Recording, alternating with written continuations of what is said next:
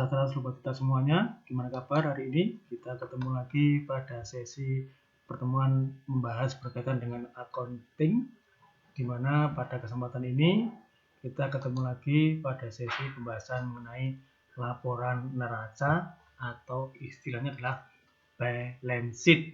Ya, kita tahu neraca merupakan laporan keuangan yang sangat penting dalam penentuan keberlangsungan dari suatu perusahaan.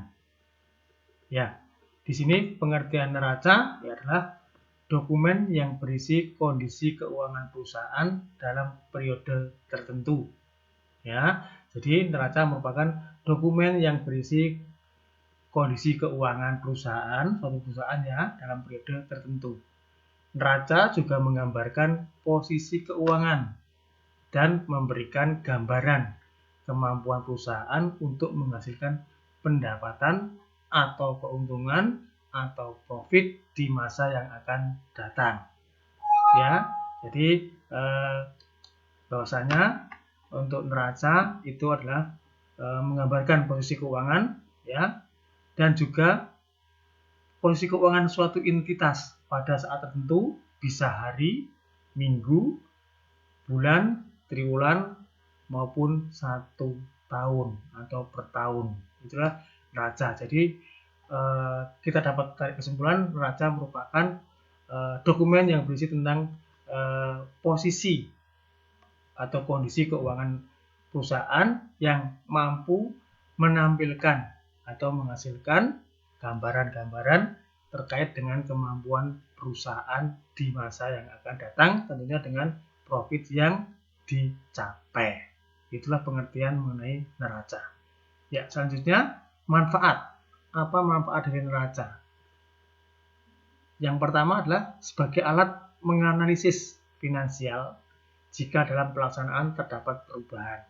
Nah, itu yang pertama ya. Lalu yang kedua adalah untuk melakukan analisis likuiditas supaya perusahaan memiliki gambaran kewajibannya terkait aset likuid. Lalu yang ketiga adalah bisa digunakan sebagai sarana membaca kemampuan dari perusahaan untuk melunasi hutang jangka pendeknya atau kewajiban-kewajibannya. Itu yang berkaitan dengan manfaat dari neraca itu sendiri. Selanjutnya, komponen yang ada dalam neraca itu kita bagi dalam 3 komponen pokok yang tercantum dalam neraca. Yang pertama adalah aktiva atau aset atau harta. Sama itu ya. Lalu yang kedua adalah liabilities atau apa? Hutang atau kewajiban. Dan yang ketiga adalah modal atau kepemilikan atau ekuitas atau equity. Jadi 3 komponen pokok adalah dalam neraca itu aktiva atau aset, hutang, dan juga modal. Nah, kita akan kupas satu persatu yang berkaitan dengan 3 komponen ini. Karena pertemuan ini kita membahas yang berkaitan dengan neraca. Yuk, baik. Jadi, komponen dalam neraca. Ya, ini dapat digolongkan aktiva, kewajiban, dan juga modal. Adapun aktiva adalah diklasifikasikan menurut urutan likuiditas. Itu ada aktiva lancar, lalu investasi, lalu aktiva tetap, aktiva tidak berwujud, dan juga aktiva lainnya. Itulah yang berkaitan dengan aktiva. Lalu yang berkaitan dengan kewajiban diklasifikasikan menurut urutan jatuh tempo, ya. Kalau yang aktiva tadi menurut urutan likuiditas, kalau untuk kewajiban menurut urutan jatuh temponya, ya. Ada kewajiban lancar, ada kewajiban jangka panjang, dan juga kewajiban-kewajiban lainnya. Lalu yang ketiga adalah modal atau ekuitas, diklasifikasikan berdasarkan sifat kekekalannya. Modal saham, IQ saham, dan juga laba ditahan. Nah, itu adalah yang berkaitan dengan komponen dalam neraca. Ya, sekarang kita kupas satu persatu, yaitu yang pertama mengenai aktiva dulu, atau aset atau harta. Ya, pemahamannya adalah kita bisa lihat aktiva itu memberikan manfaat ekonomi di masa depan kepada perusahaan atau juga hotel. Ya. Lalu aktif aset atau aktiva tadi merupakan kekayaan perusahaan yang bermanfaat untuk menghasilkan pendapatan atau revenue. Ya. Lalu yang ketiga, manfaat ekonomi masa depan yang terwujud dalam aktiva adalah potensi dari aktiva tersebut untuk memberikan sumbangan baik langsung maupun tidak langsung, arus kas, ya, dan juga setara kas kepada perusahaan atau hotel. Nah, itu yang berkaitan dengan pemahaman aktiva. Jadi memberikan manfaat ekonomi di masa yang akan datang kepada perusahaan yang bersangkutan. Ya. Selanjutnya, macam aset. Ini ada aktiva atau aset lancar, dan yang kedua ada aktiva tetap atau aset tidak lancar. Ya, apa itu aktiva atau aset lancar dan juga aset tidak lancar? Baik, kita simak. Untuk aktiva atau aset lancar. Aset lancar merupakan aset yang memberikan masa manfaat maksimal 1 tahun. Ya, sekali lagi, kalau yang berkaitan dengan aset lancar itu memberikan masa manfaat maksimal sampai 1 tahun. Adapun yang berkaitan dengan aset lancar itu 1. Bisa berwujud kas, nah, lalu piutang dagang dan juga non dagang. Termasuk nanti juga ada persediaan barang dagangan. Biasanya di sini ada di store atau gudang. Persediaan barang dalam proses. Nah, ini bisa juga di gudang dan juga di gudangnya kitchen. Lalu yang berkaitan dengan biaya-biaya dibayar di muka. Nah, seperti deposit itu kan juga dibayar di muka. Sewa itu juga bisa, ya. Sewa arcade itu juga berkaitan dengan biaya-biaya dibayar di muka. Lalu ada perlengkapan kantor, ya, seandainya ada pembelian mengenai berkaitan dengan equipment kantor dan juga perlengkapan toko, ya. Itu yang berkaitan dengan aset lancar. Ya, selanjutnya aktiva tetap atau aset tidak lancar. Di mana aktiva tetap atau aset tidak lancar merupakan aset yang memberikan masa manfaat lebih dari 1 tahun. Kalau tadi aset lancar hanya maksimal 1 tahun, maka untuk aset tidak lancar ini memberikan manfaat lebih dari 1 tahun. Apa saja itu yang terkait dengan aset tidak lancar? Yaitu ada kendaraan, ya, biasanya kendaraan beroperasional, ya, itu juga peralatan kantor atau toko. Nah, biasanya yang berkaitan dengan pembelian mungkin AC, mungkin televisi, ya, tuh. Lalu juga inventaris barang. Ini biasanya berkaitan di kantor-kantor yang ada, apa saja, entah itu berupa meja kursi, komputer, dan lain sebagainya. Lalu bangunan dari hotel itu sendiri atau kantor itu sendiri, dan juga tanah. Itu yang berkaitan dengan aset tidak lancar. Itu ya. Baik, selanjutnya pembagian aktiva. Secara garis besar bahwa aktiva itu terbagi dalam 2 bagian yang besar. Yaitu apa saja?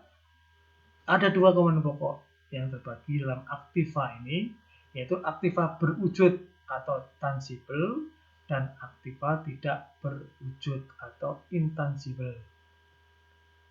Untuk aktiva yang berwujud ini meliputi aktiva lancar dan juga aktiva tetap. Nah, tadi ya. Jadi yang aktiva lancar dan aktiva tetap tadi itu berkaitan dengan aktiva berwujud atau tangible. Sedangkan aktiva tidak berwujud yaitu intangible itu ada hak cipta, hak akte pendirian, goodwill, branding, ya itu bisa. Itu yang berkaitan dengan pembagian aktiva. Nah, ini secara garis besar yang berkaitan dengan pembagian aktiva tadi, ya. Ada aktiva berwujud atau tangible, ada aktiva tak berwujud atau intangible. Nah, lalu yang untuk aktiva berwujud ini atau tangible ini berwujud aktiva tetap atau fixed asset dan juga aktiva lancar atau current asset. Itu ya, itulah yang berkaitan dengan pemahaman mengenai aktiva. Ya, ini adalah komponen-komponen yang ada di neraca. Ya, kalau rugi laba kemarin itu kan berkaitan dengan ada cost, ada expense, ada salary. Nah, itu adalah yang berkaitan dengan profit and loss. Kalau sekarang neraca itu ada aktiva dan pasiva. Ya, selanjutnya yang kedua adalah kalau tadi adalah aktiva atau aset, sekarang liabilities atau kewajiban atau hutang. Liabilities adalah merupakan hutang yang harus dibayar oleh suatu entitas atau perusahaan maksudnya sebagai transaksi di masa lalu. Nah, ini juga sering disebut sebagai hutang, di mana hutang ini meliputi bisa hutang jangka pendek dan juga hutang jangka panjang. Nah, untuk hutang jangka pendek ini menunjukkan hutang di mana masa pembayarannya maksimal hanya 1 tahun. Ya, ingat, hutang jangka pendek itu menunjukkan hutang yang harus diselesaikan maksimal 1 tahun. Sedangkan hutang jangka panjang itu masa pembayarannya lebih dari 1 tahun. Itu yang berkaitan dengan macam hutang, ya, atau yang berkaitan dengan liabilities. Ya, selanjutnya kita pahami yang berkaitan dengan hutang jangka pendek itu hutang seperti apa toh? Wujudnya apa toh? Contohnya apa toh? Yang berkaitan dengan hutang jangka pendek itu bisa meliputi hutang dagang, hutang gaji, jelas ini ya, kos ini ya. Lalu hutang asuransi tenaga kerja, jam sostek, ya. Lalu hutang listrik, hutang telepon, hutang air, hutang obligasi surat berharga yang jatuh tempo, ya tidak lebih dari setahun lagi dari tahun berjalan. Lalu juga hutang pinjaman modal kerja kepada bank. Nah, ini yang berkaitan dengan hutang jangka pendek. Ya, selanjutnya yang berkaitan dengan hutang jangka panjang itu apa saja? Hutang yang berkaitan dengan hutang panjang adalah pinjaman investasi kepada bank. Ya, jadi jelas biasanya perusahaan itu mempunyai pinjaman di bank.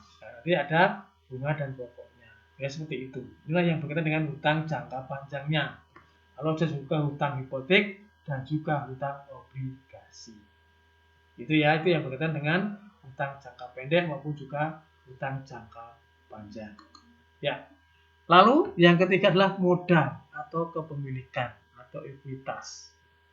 Kita tahu modal adalah setoran atau investasi baik kas maupun non kas yang dilakukan oleh pemilik atau owner kepada perusahaannya yang dia dirikan.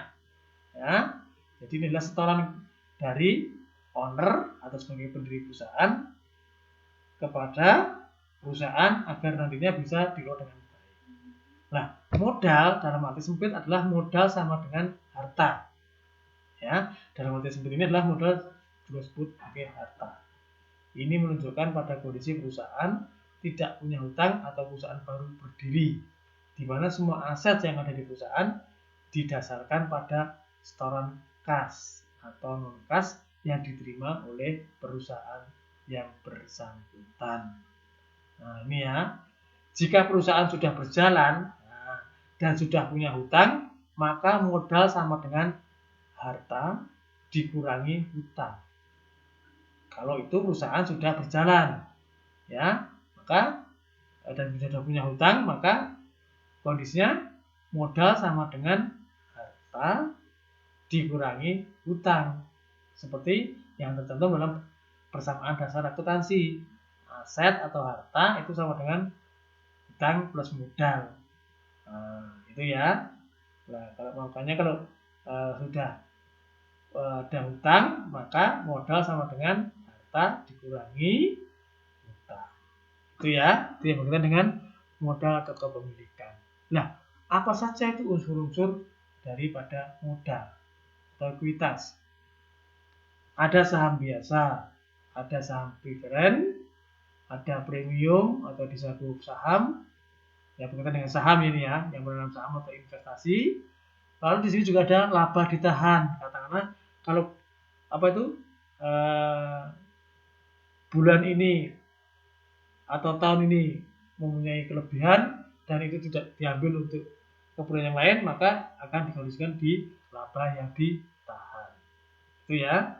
Lalu ada additional capital dan treasury stock.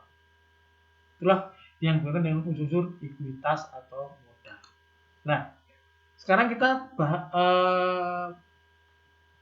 belajar memahami bentuk-bentuk laporan neraca.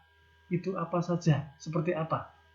Di sini ada dua bentuk laporan neraca. Yang pertama adalah skontro atau account fund, yaitu menyusun harta pada sisi kiri dan hutang pada sisi kanan atau sebelah menyebelah.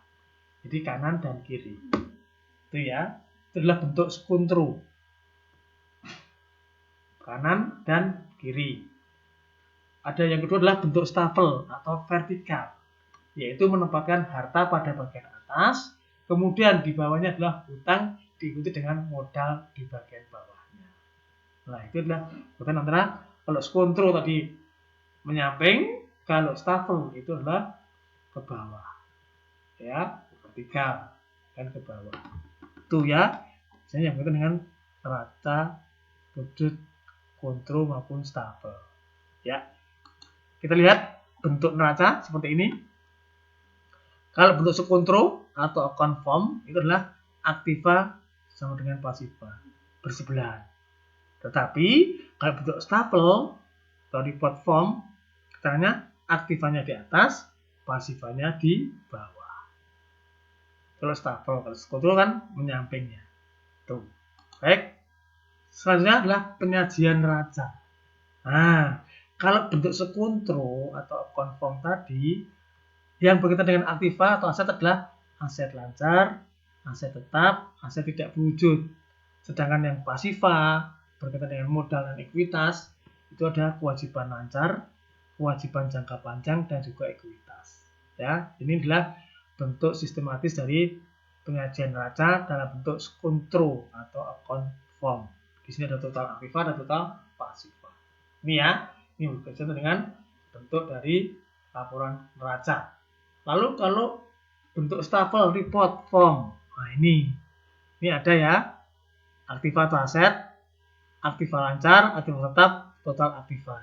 Nah, sekarang pasiva, kewajiban dan ekuitas itu ada kewajiban lancar, kewajiban jangka panjang, ekuitas dan total pasiva. Jadi ini adalah atas dan bawah. Itu adalah bentuk stafel, sedangkan kalau skontro menyamping kanan dan sama dengan kiri.